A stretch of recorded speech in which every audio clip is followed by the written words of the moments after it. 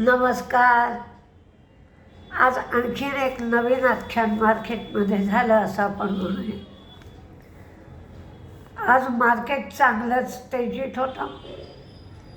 1000 पॉईंटच्या पुढे मार्केटची तेजी पोचली होती आणि एकदाही मार्केट वाढत असताना असं घडलं नाही की मार्केट रेडमध्ये गेले आणि नंतर वाढले. त्यामुळे दिलासा मिळाला होता. मंदीने कंटाळलेल्या लोकांना जरा हायसं वाटलं होतं, पण ते बहुतेक ट्रेडर्सच्या नशिबाला पुरेसं नव्हतं. आज हाय होता 23,780 निफ्टीचा आणि लो झाला 23,464. बराच वेळ मार्केट 1000 पॉईंटच्या पुढे गेलं आणि नंतर म्हणजे काही लोकांना बातमी अधिक समजलेली असते, त्यामुळे मार्केट कमी होऊ लागलं. पण का कमी होत आहे याचं कारण समजेना आणि नंतर जेव्हा ते कारण समजलं तेव्हा मार्केटने 500 पॉईंट स्वाहा झाले होते मार्केटमध्ये. अमेरिकेने झेलेन्स्कीला ATACMS ही लांब पल्ल्याची मिसाईल्स दिली होती आधी, पण ती वापरण्याची परवानगी मात्र दिली नव्हती. ही मिसाईल रशियाच्या विरोधात वापरण्याची परवानगी बायडेननी झेलेन्स्कीला म्हणजेच युक्रेनला दिली. आणि जाता जाता म्हणजे आता बायडेनची कारकीर्द ट्रम्पने शपथ घेतली की संपली, तर जेमतेम जी कारकीर्द महिनाभर आहे त्याच्यामध्ये हा बायडेन साहेबांनी गोंधळ घातला. त्यामुळे सगळेजण घाबरले आणि त्या अवस्थेमध्ये मार्केट धना कमी होऊ लागलं. त्यामुळे असं जेव्हा घडतं की हाय पॉईंटला मार्केट होतं आणि तिथून मार्केट एकदम लो पॉईंटला गेलं, हायर शॅडो तयार झाली, तर या सगळ्यामध्ये निफ्टीचा पॅटर्न काय तयार झाला असा अभ्यास करायचा असतो.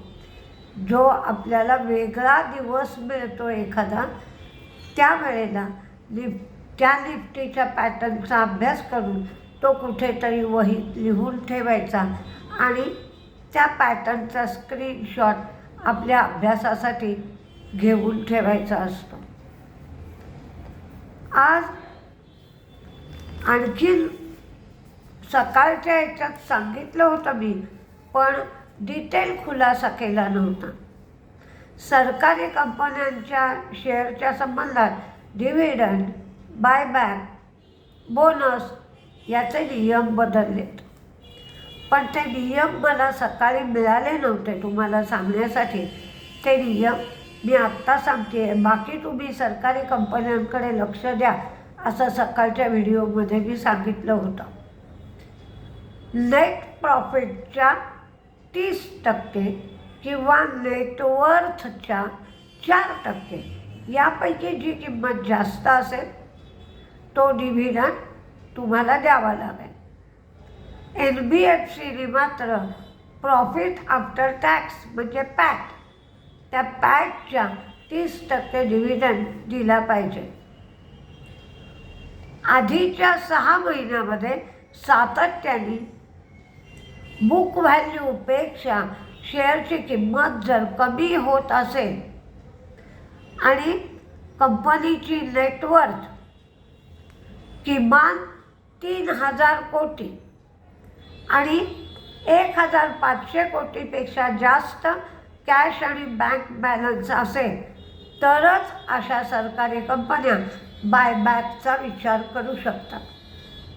आणि तिसरं, पब्लिक शेअर होल्डिंग नॉर्म्सच्या नियमांपासून ऑगस्ट 2026पर्यंत सरकारी कंपन्यांना सवलत देण्यात आली. पब्लिक शेअर होल्डिंग नॉर्मच्या नियमांपासून ऑगस्ट 2026पर्यंत सरकारी कंपन्यांना सवलत देण्यात आली. त्यामुळे आज बऱ्याचशा सरकारी कंपन्या काही प्रमाणात तेजीत होत्या. हॅवेल्सनी राजस्थानामध्ये 480 कोटींची गुंतवणूक करून रेफ्रिजरेटर उत्पादन युनिट सुरू करणार आहेत आणि हे उत्पादन युनिट 14 लाख युनिट क्षमता या युनिटची असेल किंवा या प्लांटची असेल. DCM श्रीरामने उत्तर प्रदेशात लोणी युनिट क्षमता विस्तार केला आणि क्रशिंग क्षमता पूर्वीची 7300 TCD एवढी होती आणि ती क्षमता आता त्यांनी 9400 TCD एवढी क्षमता वाढवली. ही TCD म्हणजे काय तर crane crushing capacity per day.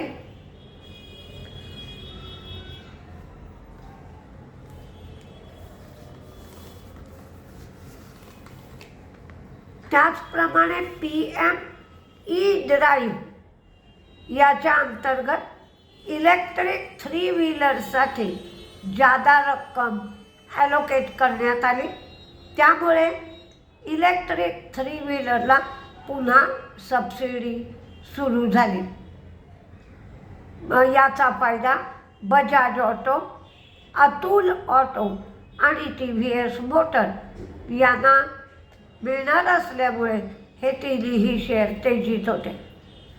NBCCला 112 कोटीची ऑर्डर मिळाली. गोदावरी पॉवर आणि इस्पात हे जम्मू पिगमेंट्समध्ये 51% स्टेक 155 कोटी रुपयाला त्यांनी घेतला. इंडियन हॉटेलची आज इन्व्हेस्टर समिट होती. त्याच्यामध्ये त्यांनी खुलासा केला की 2030पर्यंत त्यांची 700 हॉटेल्स असतील. म्हणजे जवळजवळ हॉटेलची संख्या दुप्पट होण्याची शक्यता आहे. आणि त्यांनी उत्पन्नाचं लक्ष्य 15,000 कोटी एवढं ठेवलं आहे.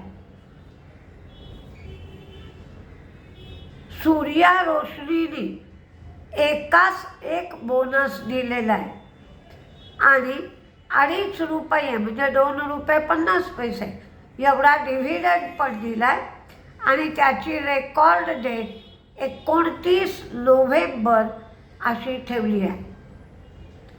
LTI माइंडट्रीने डिजिटल पेमेंट सोल्युशनसाठी नेक्सी ग्रुप बरोबर करार केला आहे.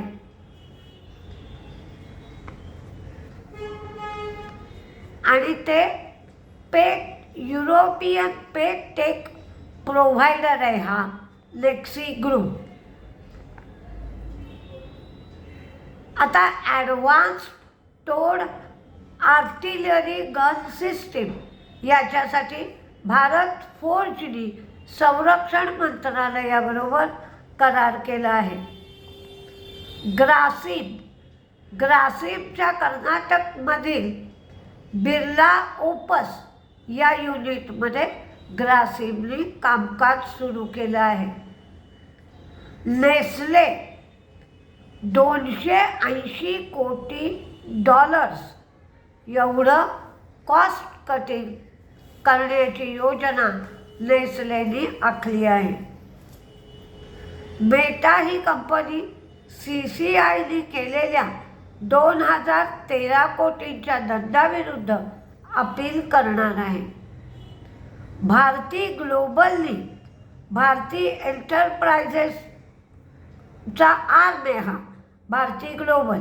त्यांनी UK बेस्ड ब्रिटिश टेलिकॉममध्ये $4 बिलियन 24.5% एवढा स्टेक घेतला.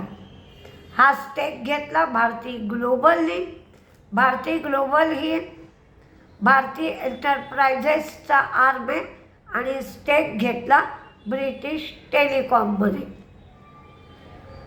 ऑइल इंडिया हिने टोटल एनर्जी बरोबर टेक्निकल ॲग्रीमेंट मिथेन गॅससाठी केलं आहे. तर या सगळ्या गोंधळामध्ये आज मार्केट तर खूप पडलं सगळ्यांचा, त्यामुळे गोंधळ झाला असेल. पण त्याच्यामध्ये एक गोष्ट झाली की हा ताणतणाव वाढला. आणि दुसरं, नॉर्वेमध्ये लाईट नाही आहेत, तर लाईट मिळत नाही त्यांना, म्हणून नॉर्वेमध्ये जोहान स्वीडन याची कपॅसिटी होती 7.55 MMBTU. तर ही कपॅसिटी त्यांना 30% कमी करावी लागली विजेची टंचाई असल्यामुळे. आणि ताणतणाव वाढला आहे, त्यामुळे क्रूडचा जो दर आहे तो पुन्हा वाढू लागला आहे. पण सकाळी सांगितल्याप्रमाणे विंडफॉल टॅक्स आता गव्हर्नमेंट लावणार नाही आहे, कारण तेवढं काही क्रूड वाढतं आहे असं वाटत नाही आहे. क्रूडला मागणी पण नाही आहे. तर सगळ्यांची अपेक्षा आहे की हळूहळू क्रूड म्हणजे मधूनच असं एखाद दिवशी काही अडचणींमुळे वाढलं आहे तर गोष्ट अलग आहे. पण क्रूड हे 65पर्यंत जाऊ शकेल असा सगळ्यांनी एक प्रकारचा अंदाज व्यक्त केला आहे. आता सरकारी कंपन्यांच्या या नियमामुळे थोडाफार डिव्हिडंड जास्त शेअरहोल्डरला मिळण्याची शक्यता निर्माण झाली आहे. आता उद्या मार्केटला सुट्टी आहे इलेक्शनमुळे, तर आपली भेट होईल परवाच्या दिवशी सकाळच्या व्हिडिओच्या वेळेला. त्यावेळेला बहुतेक NVIDIAचा रिझल्ट आलेला असेल, बरंचसं चित्र स्पष्ट झालं असेल. तर आपल्याला अमेरिकेच्या मार्केटचा कसा काय सपोर्ट मिळतो ते पाहता येईल. पण आज मात्र तणावाची परिस्थिती आहे. काय होतं आहे काय नाही याकडे सगळ्यांचंच लक्ष असेल, कारण रशियाचे अध्यक्ष पुतिन हे भारताच्या दौऱ्यावर सुद्धा येणार आहेत. त्यामुळे ती एक बातमी सगळीकडे रेंगाळते आहे. तर प्रत्येक बातमीचा आपल्याला काय काय परिणाम होतो आहे हे हळूहळू बघायला मिळेल. नमस्ते.